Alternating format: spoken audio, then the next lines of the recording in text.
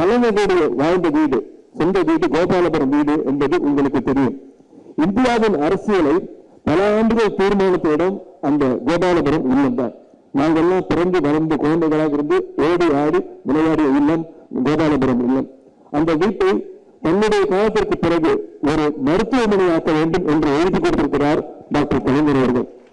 இதன் மூலம் மனித நேயத்தின் உச்சத்திற்கே சென்ற தலைவர் நம்முடைய முத்தமிழர் டாக்டர் கலைஞர் அவர்கள்.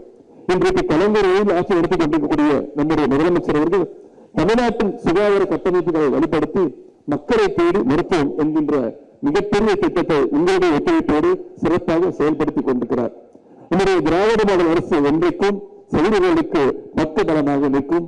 இன்றைக்கு 100 ஆண்டு காண்கின்ற இந்த செவிலியர் கவுன்சில் மேலும் பல ஆண்டுகள் செயல்பட்டு மக்கள் பணியாற்றிட வேண்டும், தமிழ்நாட்டு சுகாதாரத்தை பேணி பாதுகாத்திட வேண்டும் என்று உங்களை எல்லாம் கேட்டுக்கொண்டு விருது பெற்ற அனைவருக்கும் மீண்டும் என்னுடைய வாழ்த்துக்களை தெரிவித்து இந்த நிகழ்ச்சியில் பங்கு பெற எனக்கு வாய்ப்பளித்த அத்தனை பேருக்கும் மீண்டும் என்னுடைய நன்றியை தெரிவித்து விடைபெறுகின்றேன். நன்றி, வணக்கம். பிளே ஸ்டோர் மற்றும் ஆப் ஸ்டோரில் இருந்து பாலிமர் செயலியை QR கோடு மூலம் பதிவிறக்கம் செய்யுங்கள். செய்திகளை உடனுக்குடன் பெறுங்கள்.